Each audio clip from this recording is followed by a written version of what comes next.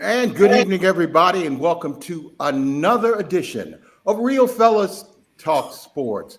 I would like to say hello to Earl, Chuck, and Larry. How y'all doing, gentlemen? Great. How about yourself? Doing great, Doing David. great. Now, y'all know where I am. I'm at home in the sports capital of the country, Indianapolis, Indiana. And you guys are in my other home of Washington, D.C. So, anyway, we got that out of the way, gentlemen. 62 home runs for Aaron Judge is our lead story today. He finally hit 62. Chuck, you are applauding. What do you think about Aaron Judge's accomplishment? Is it the home run? It was a real home run record, or is it just the American League home run record? I don't think it's the real home run record because I'm a Barry Bonds guy, and that's 73 stands for me. But it's the American League record, and it stood in the American League for since 1961. And I've enjoyed watching him and how he's handled himself through this whole event. And New York is a special place, and he's been under the microscope, and he's done a great job. And I really love the story. Chuck, I didn't mean to say Chuck because you've already responded. Larry, your thoughts about Aaron Judge? Whether it's the real record or not, I think the real record has already been decided. It's Barry Bonds. It's the real American League record. Yeah. I can see why some may have a difference of opinion, but I'll go by the record books. Major League Baseball hasn't changed it. Barry Bonds is the leader. All right, Earl. It's the American League record, and congratulations to him. He seems to be a fine young man. Great. Happy for him. But it's the American League record, and I think it's great. Do you guys think, though, that maybe sports media and actually even general media itself went a little too far in championing Aaron Judge? Because it does seem like this was really about trying to dismiss the so-called steroid trio. And I'll start with you, Earl. What do you think? I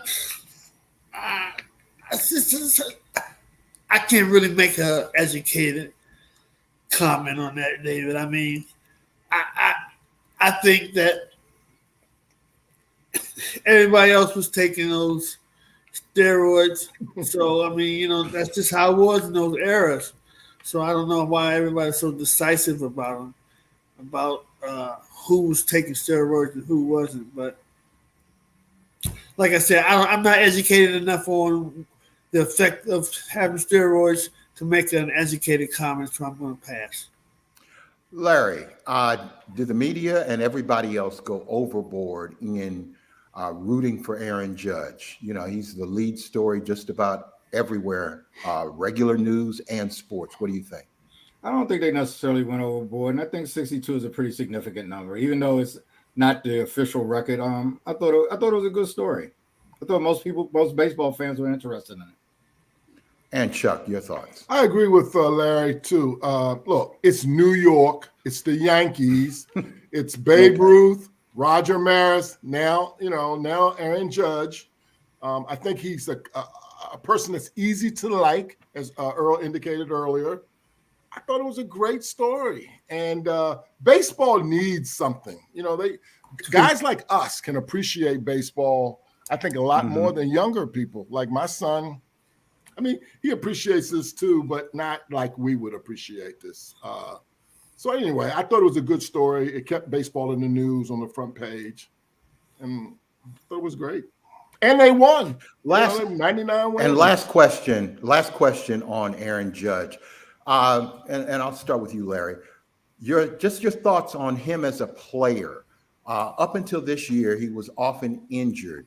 How do we see this 30-year-old finish out his career? Baseball players play a lot longer than most, the top baseball players play much longer than in other sports.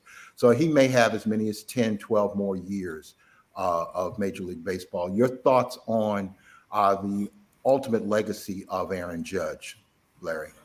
Well, I think unless he hits more than 62 home runs, this is going to be his main legacy. I'm not sure how long he's going to play, but I know one thing: he's a free agent this year, but he's going to make a lot of money. Back the truck up. Yeah. There you go. Chuck. Yeah, I agree. What a great time for him personally to do what he did. He bet on himself coming into the season, and he's going to get rewarded for it. And will he be able to hit these numbers again? I don't know. I know New York traded for that guy Carlos Stanton after he had this monster year or two, and he has not nearly lived up to some of that hype prior to him. He hadn't done anything. Still, he hit 30 home runs this year, and he was out a lot. That's fine. He was out a lot. No, I agree with you. That's not bad. But for the money that they paid that guy and what they asked him to do for them, I think one year he had 59 home runs. I think He had over 50. Yeah. He had over, if my memory serves me correct. He had 59. I think he did. I could be wrong. Had a lot of home runs for Miami. You are wrong. He never hit 59 home runs. How many did he hit, Earl? I have no idea. 58 and a half. 58 and a half. Let's look it up right now. I feel like being made look like a fool. Let's look it up right now. No, Earl. You're not. Look, you are. I could be wrong. I admit. I could be wrong. I just know that I'm just saying from a timing standpoint, it was a great time, and he's going to get paid and rewarded, and good for him. I think the Yankees were looking for Giancarlo Stanton to be like 1A and 1B with Aaron Judge, and he hasn't been there. Oh, yeah, I agree. He's been. Oh, you know the guy who played for the Yankees? Oh, he ain't no 59 home runs, man. Get out of here. Stanton? He did not. He had a lot of home runs with Miami. A lot. All right. Enough on Major League Baseball. Well, we're going to come back to a little bit of baseball a little bit later in the show. There was another guy that had a historic week as well, and we'll get into that other history in about 30 minutes. Okay. All right. Can we time out for 1 second? Yes. 2017, his career high in home runs and RBIs, 132 RBIs and 59 home runs. Wow. Giancarlo Stanton. Yes. Interesting. That's what the Yankees. The year before he came to New York. Wow. And he hasn't done anything like that since. Well, the reporters sure didn't overdo it when he was hot like that. Well, but the thing is, it's a different time and a different team. Well, he's been with the Yankees 5 years, and 3 of those years he's hit over 30 home runs. Now 2 years, and I know he's been hurt a lot. 2 years he was like 3 and 4 home runs. That's probably what's jumping out at you. But it does jump out at me. Yeah, he's hit over 30 home runs over 3 years there. And he got paid. The point is, you don't know. You roll the dice. He had his great year. He got paid. 59 home runs here. There you go. All right, with 59 home runs, you're supposed to get paid something. All right. But after that, you got to do something too. And we're going to mention it later too, David. But you have a theory that sometimes if you go to a different city and you're having a lot of success in one city, maybe that affects that. And so it just might. Might. We'll come back to that. All right. The number 2 big story is concussions. And it looks like maybe as soon as tomorrow, at least this was Adam Schefter is reporting. Adam Schefter of ESPN is reporting that the NFL may amend the concussion protocol. And let me start with you, Earl. Does the concussion protocol, particularly based on Tua Tagovailoa and his back-to-back concussions, I know that's spurring that, but your thoughts, should the concussion protocol be adjusted, Earl? What do you think? I think that they should, if they care anything about their players. Yes, I think it should. Yes. I mean, it's nothing to be played with, man. You got to be careful before you be going out there. First of all, you can get hurt playing football in general. You gonna send somebody out on the field who brain ain't right from jump? Well, one thing that they're talking about is the term gross motor instability. Because remember when Tua got hurt the first time, Right. and the game that he was brought back after halftime, Right. his teammates were helping him because he had basically was collapsing, and yet he was still brought back. And that's considered gross motor instability when you can't control yourself. And also, the other day, Sunday, when he got hit, his fingers were Right. kind of all gnarled. Right. And he was on the ground for an extended period of time. There's got to be something to it. But and let me go to you, Larry. Just your thoughts on how this all plays out, because the Miami Dolphins, I know they're catching hell. They swear they followed the concussion protocol to the letter. I don't think they're lying about that. Maybe they should have used their own personal judgment to keep him out, but according to the protocol. So my concern is, obviously the protocol doesn't go far enough and doesn't seem to consider everything. And maybe he didn't have a concussion as the NFL might consider it, but he had something else. Is there something else out there, Larry, that no one is really considering in terms of head injuries?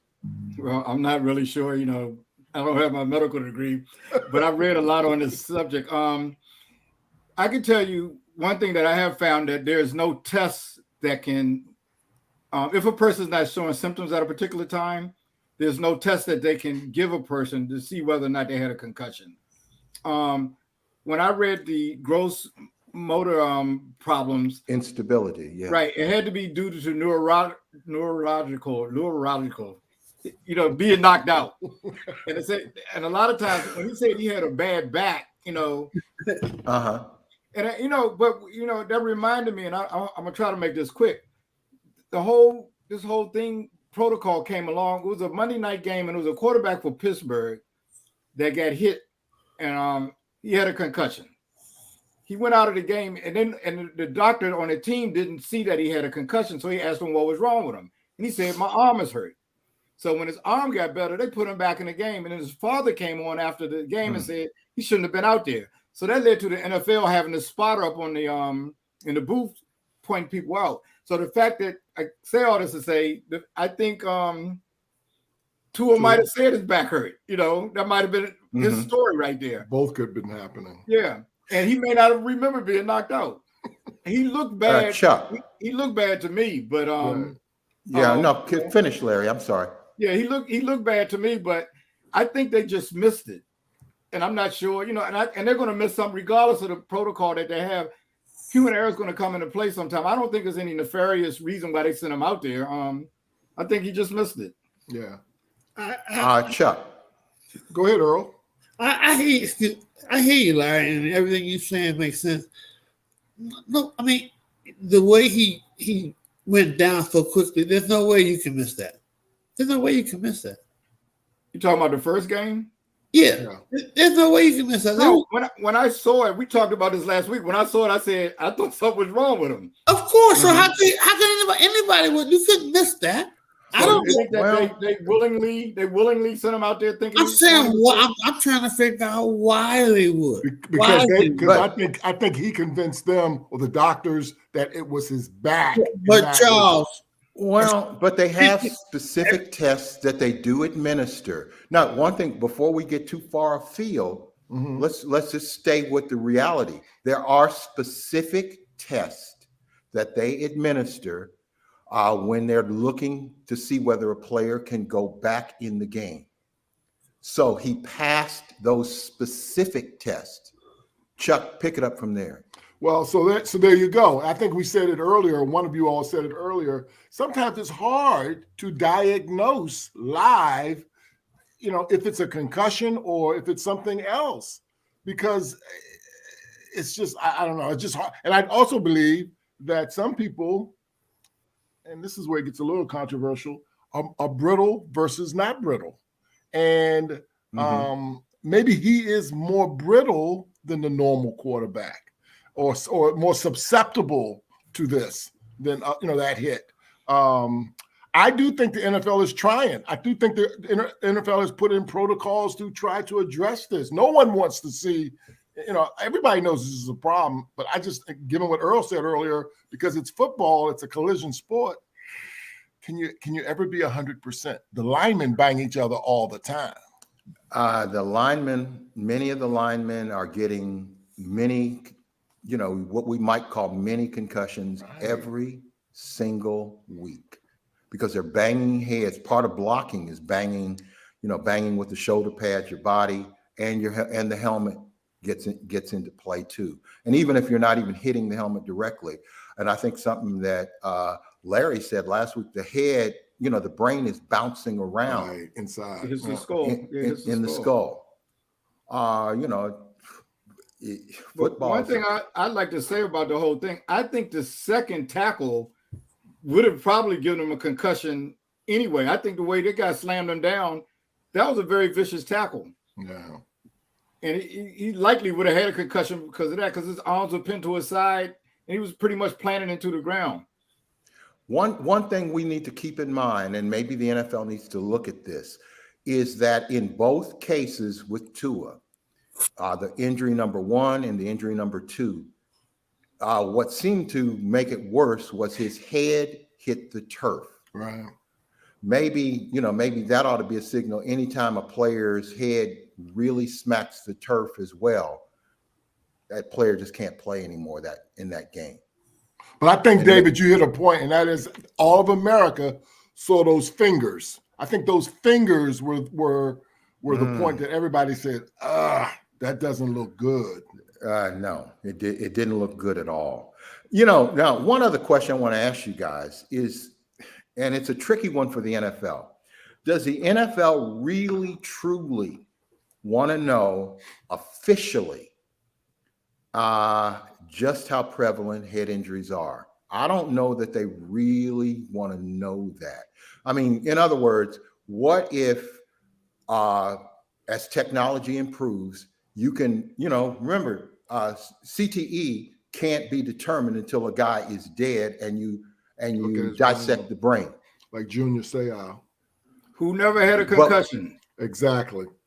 But what if you can tell progressively, without somebody having to die, the accumulation of hits?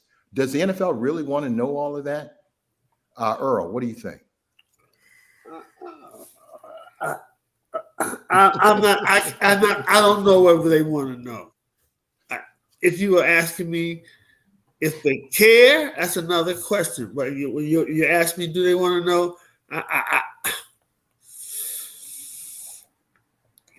I would think they would want. I think they would want to know. Everybody want to know if something's wrong going on, and whether they want to choose to participate in the situation, something different. I think they would want to know. Yes, I think they want to know what damage is being done. Do they care? Yeah. I didn't mean to cut you off, Earl. I'm sorry. I'm not talking about nothing. Go ahead, Chuck. I think they care. And the question is, does America, right? Because we love our football, Lord football, right? And it's a collision sport. Look, I think those two guys on the right side of the panel tonight, David, they gave me a concussion. They used to hold me up when my neighborhood played their neighborhood. They would say, "Hold him up, hold him up." They didn't just tackle me and go, "He's down." So we like the violence. We like those kinds of things. They've cut back on the two-a-days in practice. They've cut back on the hitting in practice. They wear those bubble things, even though I know Larry mentioned about the brain still moving. I mean, I think they care. They're trying like crazy, but at the end of the day, it's a collision sport. I mean, boxing is the same thing, right? And and UFC or whatever the heck that crazy sport is. Mixed martial arts, and UFC, one of the biggest league in it. Yeah, I think anytime your head gets hit or anytime your brain gets jostled around, you are subject to maybe lifetime damage. All right, let's talk this past week very quickly. Hey, let me comment was there on a that, game? What's that? You didn't ask me that question. I'm sorry, Larry. Go ahead. And actually, I agree with Chuck. I think the real question is, are we sick of it? Because long as we buy it, it's going to be put out there. You're 100% right. And it's plenty of other injuries besides concussions that people have that impact them for lifetimes, you know. But I think long as the public buys it, do they want to know? They probably do on some level, but does it really matter to them? No. Let me ask you guys, speaking, Larry, you're talking about other injuries. Did you all ever see a story on Jim Otto? Remember Double O from the Raiders? And, they showed, there was somebody, I don't know, maybe 60 Minutes did the story, Ed Bradley or somebody. And you saw the picture of Jim Otto getting out of bed. Later in life, his legs were all messed up. He could barely move. I mean, we can go to Earl Campbell, who can't walk anymore. So it's not just brain injuries. It's the physical toll of playing football. Do you remember when Jack Youngblood kept playing in the game when his leg was broke? He was a defensive end for the Rams. Yeah, remember when Ronnie Lott cut his finger off in the middle of the game or something ridiculous to continue to play? I mean, these people it's sick. This stuff. How about recently? Did you see the 60 Minutes on Alex Smith? Did you see the 60 Minutes on Alex Smith? You look at his leg, and he came back to play. Football just happened right in front of where I was sitting at 17 operations on that leg. He almost died too because he had got infected or something. Yeah, and he came back and played. All right. Let's move on from the NFL and injuries into the game of the week that you guys witnessed. Did you have a particular one? And I'm gonna start with you, Larry. Did you have a particular game of the week that really hit you? I'll say Buffalo and Baltimore. I'm watching that game, and I'm sitting. At halftime of that game. It's no doubt when we ask who our top teams are, and I mentioned Baltimore last week. I'm like, this is going to be Baltimore. They're dominant. They're crushing Buffalo. Buffalo came back and won. So that was a great game to me. It was in miserable conditions. But I think both teams played pretty well, and both quarterbacks did decent. Chuck. It was my game of the week, too. I agree with Larry. I watched that whole game, and I like the Ravens. I like Lamar. They jumped out 20-3. And, we'll talk about the end of that game. I mean, I thought that was at the time, live, I thought that was a horrible decision by Harbaugh not to kick the field goal with 4 minutes to go to go up 23-20. But yeah, that was my game of the week. Earl, did you have a particular game that really caught your attention? I didn't see the game on TV. I don't get all the channels like everybody gets, where they get everything. But the most interesting game to me was the Philadelphia game. Philadelphia-Jacksonville game. That was the most interesting game to me. And so what is it that you are seeing with the Eagles? And let's talk about the Eagles. The Eagles are the only undefeated team left in the NFL. Earl, would you say the Eagles are the best team in the league right now? I'm not going to say that they're the best team in the NFL, but they are one of the best. I'm not going to say they're the best downright because they're the only undefeated team. They have a very, very good team, but I'm not going to say they're the best. I'm still kind of trying to pin you down. Are they the best right now? If the season was to end today, are they the best? I'm not going to say that.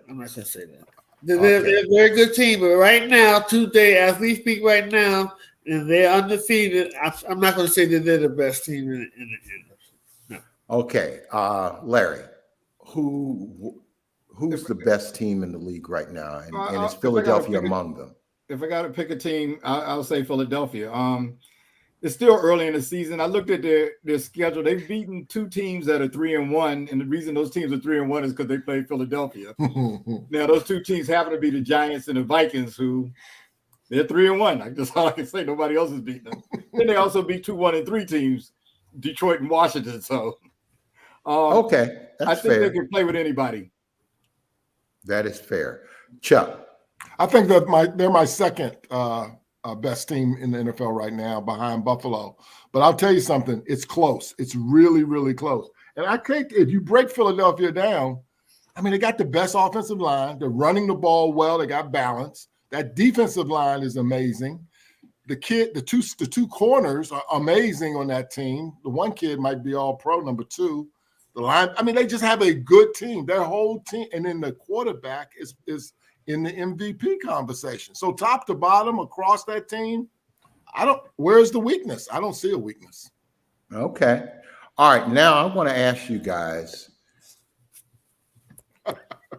give me the 3 worst teams in the NFL. And Chuck, let me start with you. The Texans are 1. The Panthers are 2, and the Commodores are 3. The Commodores. No, Commodores. The Brick House. The Commanders are 3. I'm sorry. The Commanders are 3. The Panthers and the Texans. All right, Earl. The Commanders. The Commanders. The Commanders. Okay, are those your 3? Those are my, All right. Wait for that question for 3 years. And this is from a guy who knows Washington football very well. All right, and let me ask you, Larry, who I are had the the worst same teams? 3 teams. I had the same 3 teams Chuck had. Different order. I have Houston number 1, Houston number 32, Washington number 31, and Carolina number 30. I had the list flipped around, Larry. That's why there were 1, 2, 3.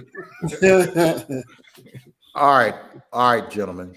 How about you? Wait, before you go, how about you? Who do you think the 3 worst teams are? The 3 And worst before teams. you name them, are you happy we didn't say Indianapolis? First of all, remember, I'm not a Colts fan. I know, but you're there. You see them. I'm a Pacers fan. I live and die with the Indiana Pacers, and that's another story. But being here in Indianapolis, I hear all this stuff. I think Indianapolis Colts are one of the worst teams. I think the Commanders are arguably the worst team. And the Charlotte Panthers, Carolina Panthers, are the other team. Yeah. They're struggling. Wow. Struggling. So looking ahead to this week, do we have a game that we really are looking forward to? Gentlemen. Get ready for that one. Is anybody ready for that? It's not a lot of good matchups. I think the 2 best matchups I looked at were like the Eagles and the Cardinals. Yeah. Maybe the Cowboys and the Rams. Okay. Those were my 2 as well. Yeah. We're gonna find out about that Cowboy team. Earl, any thoughts from you?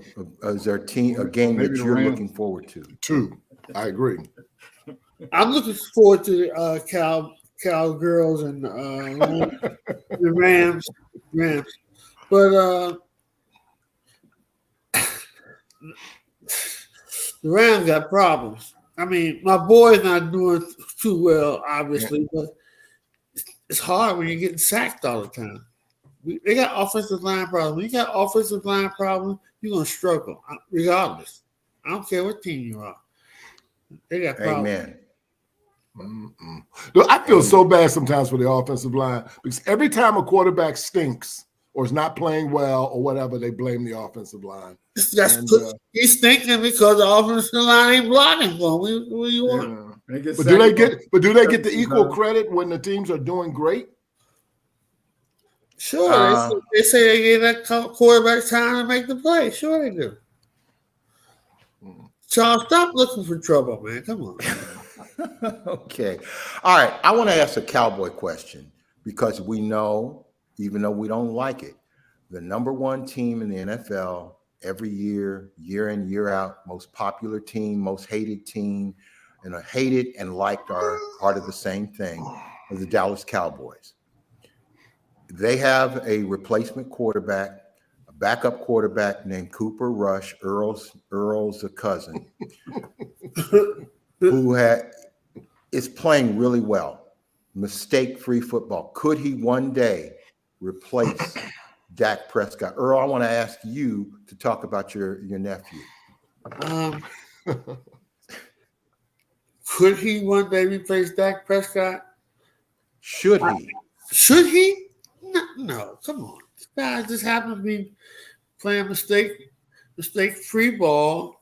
He's managing. He's a game manager.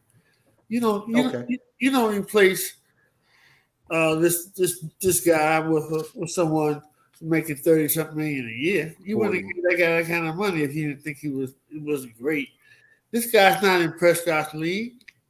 Come on. Anyone to think that he can just come in and take over that's an idiot saying something like that. Well, there's a lot of idiots watching football. So believe me, I hear your point. Chuck. Well, look, he's what, won 4 in a row, dating back to last year. He's gone 3, he's won 3 in a row this year. I don't think he could replace Dak either because, they're committed to Dak, Money. But he's played well. I don't know when I would put Dak back. I would let Dak continue to heal, I think, So wait a minute. Are you saying that if Prescott could grab the ball, he'd have no problem throwing the ball? There's a possibility that he would not immediately be back. Is that what you're saying to me? Right. I'm saying if he's not whatever close to 100% of grabbing that football currently, I wouldn't rush him back. I'd give him another. If he needed I'm asking you if he was 100%. Oh, if he was 100%, then you have to put Dak back in. Okay, that's what I was asking. Yeah, I was just trying to see how outrageous you were trying to be today. That's all. Larry, your thoughts? I don't think Chuck was being outrageous at all. I saw Dak practicing with a softball today, so I don't think he's going to play. Dak's going to play when he comes back. Right. Too early to tell with Cooper Rush. Dallas's defense is what wins games for them. They've beaten Cincinnati, who's not looked good this year. They've beaten New York, who's kind of suspect, and they beat the Commanders. They got the Rams and the Eagles the next 2 weeks. We're going to find out all that. If Dak's not playing in those games, we'll see. But one thing I thought Dallas probably was, if Dak was going to be out 4 or 5 games, I think Dallas was hoping that they would win at least 2 of them. And he's won 3. So he's paid off with them. But he's going to have to see when Dak is ready to play. Right. I wouldn't rush Dak back. All right. And that makes sense. Last question on the NFL before we move on. And this one's for, this is out of my wheelhouse. Y'all know that I've become, for at least the last 10 years, a big Seattle Seahawks fan. But my quarterback got moved to the Denver Broncos, and he's struggling. But his replacement, Gino Smith, is playing lights out. Can y'all give some love to Gino Smith? And I want to start. Let me start with Earl. You're shaking your head no. He's leading the league in passing percentage at 70-some%. Come on, Earl. We're not going to give your man Gino any love. No love for Gino Smith. No love for Gino. He's playing well. Anybody that says he's not playing well is tripping out of their mind. He's playing well the last couple of games. That's it, Dave. You gave him a little bit of something. He's come on. All right, you dapped him up a little bit. It's Gino Smith. Come on. Larry, your thoughts about my guy Gino Smith? I mean, I think he's done okay. I was never as down on him as some other people on this panel. I look at him as an average quarterback. That's the way I look at him, and he's playing above average this year. Okay. Chuck. I thought it was horrible, and he has shut me up. And he has really looked well, and they're 2-2. They scored 48 points against the Lions last week. Of course, the Lions got the worst defense in all of football. It's not even close. By 7 points, I mean, their defense is putrid. But he scored 48, and he's doing really, really well. His percentages, he's hitting his guys. I got to tell you, I'm a little bit surprised by it. So you're right. Your guy Gino is doing really, really well. I'm surprised that the press is hyping this bum of the week up like that. They're talking about, oh, Gino Smith, he's playing well. But I think sometimes when you're playing well, I don't know. And you all have heard me talk about this many times, particularly in our prep meetings and all of that. But the NFL has this habit, and I'm talking about fans and the so-called experts, of anointing someone or determining that somebody's a bum, particularly the quarterback, immediately, and they will stay with that assessment no matter what. If you thought he was a great quarterback, even if he's stinking up the joint, like Matt Ryan is here in Indianapolis, and fumbling multiple times, leading the league in fumbles. Yet they can't criticize him. But if somebody was so-called bum and playing well, they can't praise him. It just bugs me about quarterbacks and how they're assessed in the NFL. Anyway, that's my thoughts. And by the way, it doesn't. And again, I know this show sometimes touches on race on occasions, but like, for example, hey, look, the quarterback in Chicago, the second-year quarterback in Chicago, he is not playing well at all.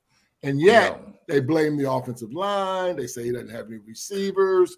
Why? Because of what David said. He was anointed as a Ohio State quarterback, big arm, big body, etc. And he's not living up to that at all. And so I just would like to see the analyst be more fair in their assessment, particularly at the quarterback position. Because particularly African American quarterbacks get dinged up the most. And sometimes when they're struggling, you should call it for what it is. Let me step out here and tell you my favorite player, Russell Wilson, is stinking up the joint right now. He might be on the decline. And, we got to be honest about it. Well, any other thoughts on the NFL, guys?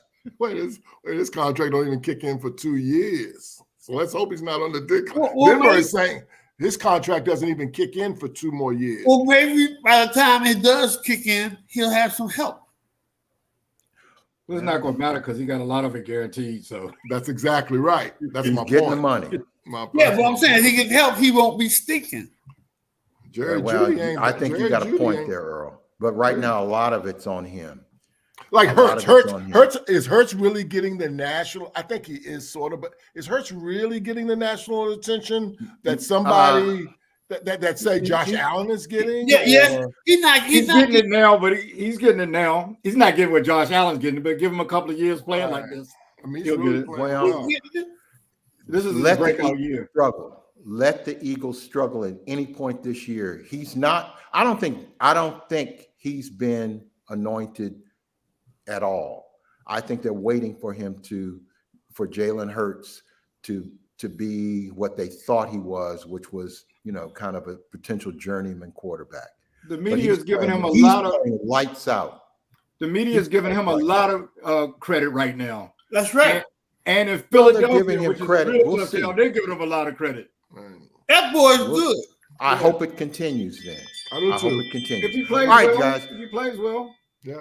Before we run out of time, we got a couple more topics to hit.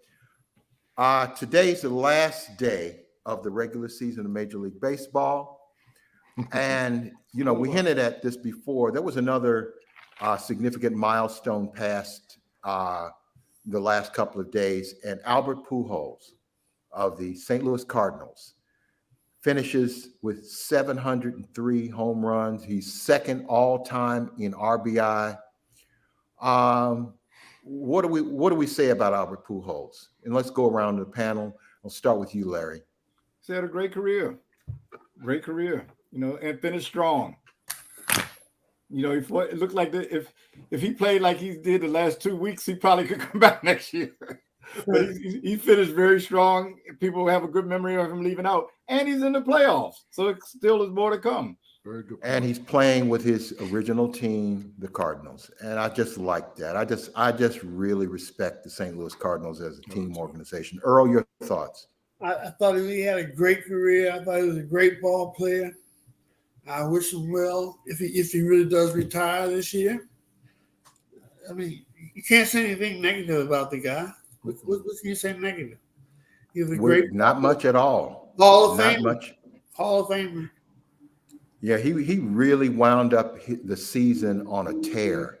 Did he hit like 15 or 16 home runs since August? Yep. Yeah. An incredible number of home runs. Okay.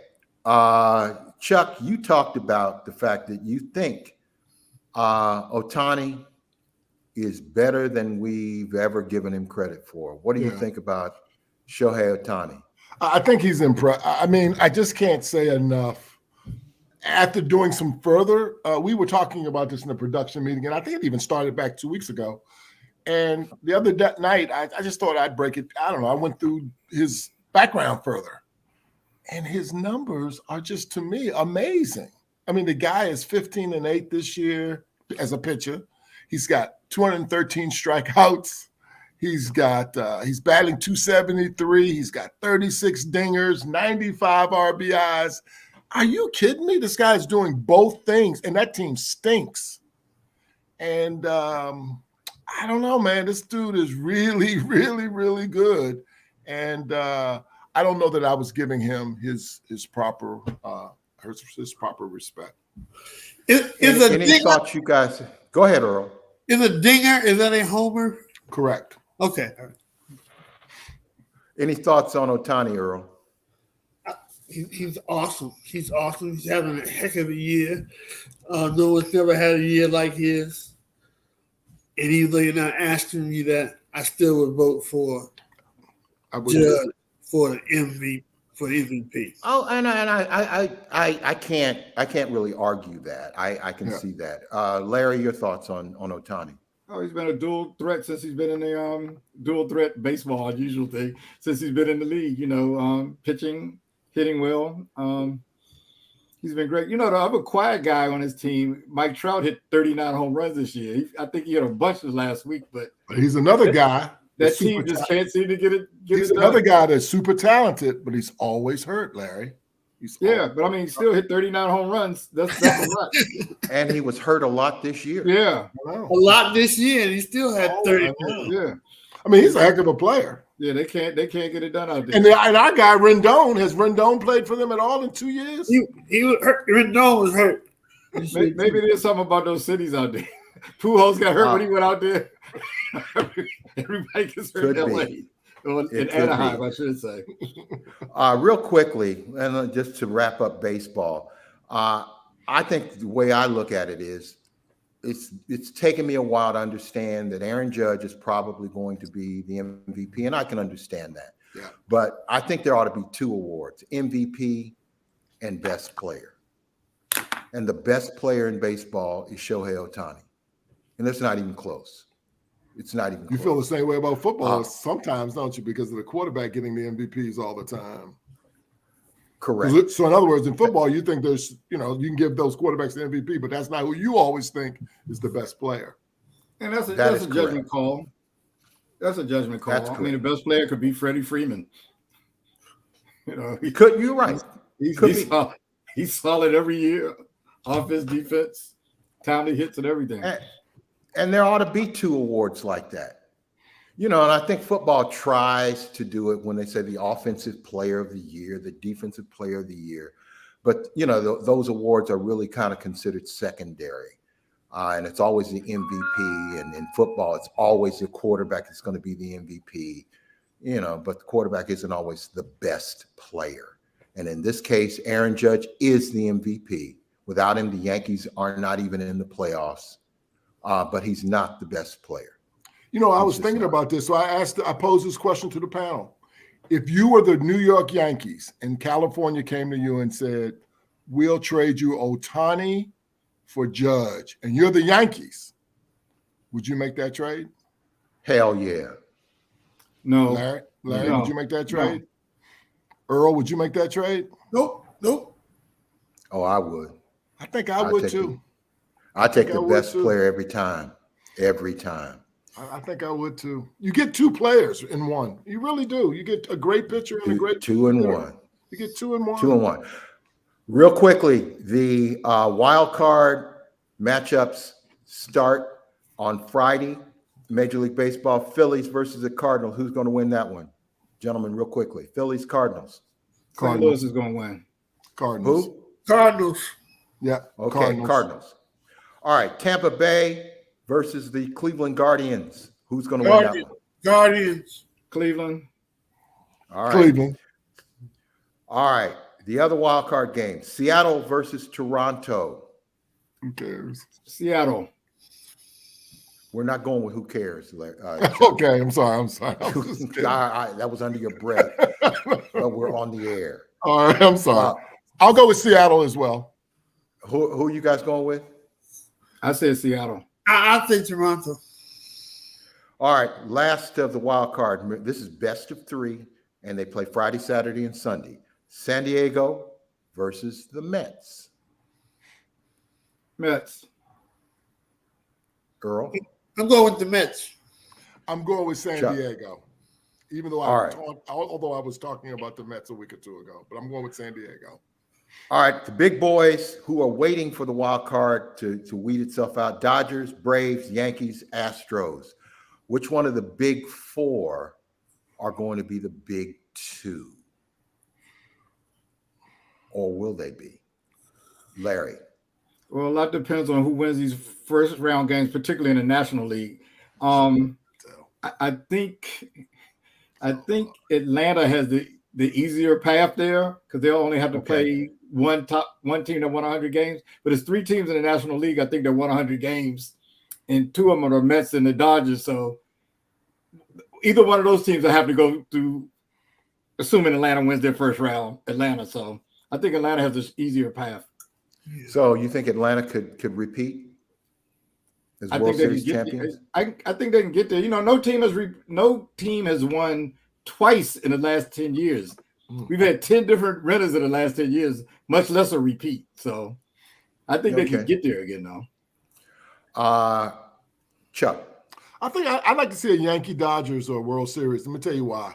I think that Judge has had this incredible year. Mm-hmm. The trifecta would be if he could really shine in the playoffs and get all the way to the championship and do well there. Okay. And I should have picked Houston in the American League. I would have picked Houston in the American League. Yeah. Okay. I love Dusty. I love Dusty. I like the Astros and the Dodgers. Astros and Dodgers. I kind of like that too. And once again, I want, like last year I was rooting for it, but I want to see 2 brothers square off. All right. Let's move to Larry's favorite sport. And we're going to talk about a couple of items in the NBA. You talking about hockey? I'm ready for hockey, Larry. Anyway, NBA. Preseason has started. Regular season in just a couple of weeks. But I want to talk about more than just, we don't know what's going to really happen. The same thing's going to happen. But what I saw, this kid from France, 7'4", Victor Wembanyama.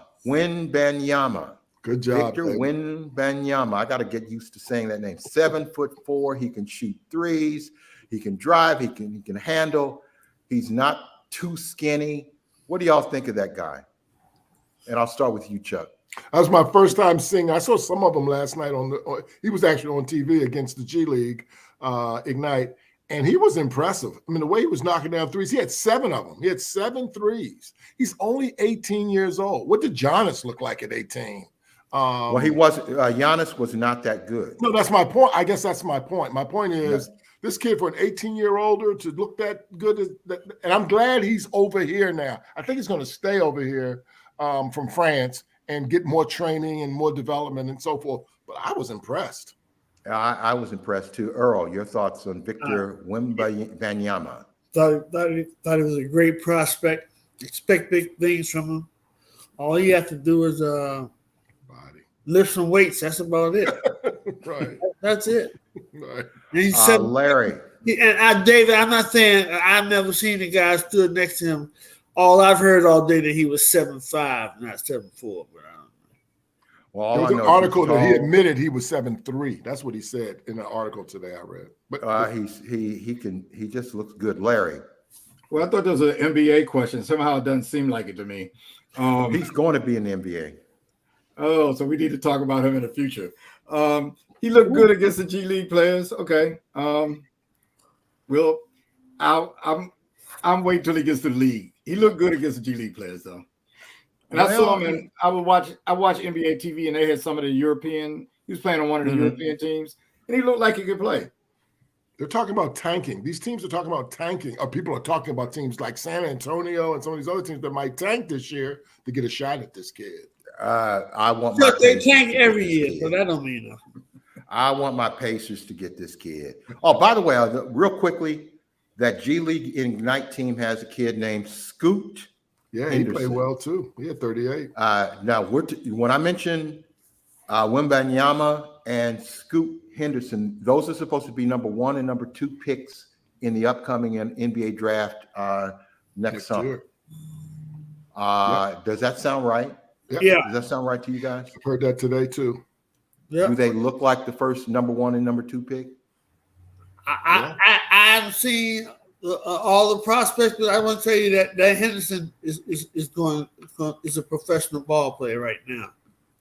And I heard NBA scouts talking about the guy over in France this year for the draft. Wow. You know, Right. They were saying he was going to be, if he had come out, if he had been eligible, he'd have been high up this year. So yeah, and should have. I mean, he's just incredible, just incredible. Real quickly, and we'll leave the NBA with this thought. And I'll start with Larry because he is our resident NBA expert, and I'm gonna make sure to keep him. This is the NBA question for real this time, huh? Well, you're the real dude with the NBA, man. We haven't got there yet. That's my thing. Let's go. What you got? Before the season starts, I'm gonna ask you, Larry. Okay. I'm gonna ask you, who is your favorite to win in June? Ain't that crazy? We're talking about something in October that's going to happen in June. Who do you have? So I'm asking you. Obviously, I don't know for sure, but I'll give you a team to watch out for. Okay. The Philadelphia 76ers. Oh. They picked up, I remember MB was talking about they lacked toughness. They picked up Montrezl Harrell. They picked up PJ Tucker. They picked up the guy Melton that started when Ja was out when Memphis kept winning. And they have House on their team. All of those guys coming off their bench. Mm-hmm.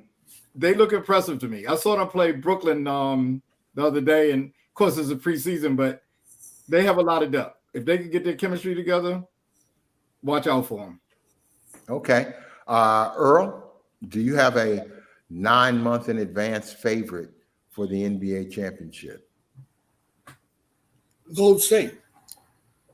Okay. Yeah. It makes sense. They are the defending NBA champions. Doggone. Chuck. I would say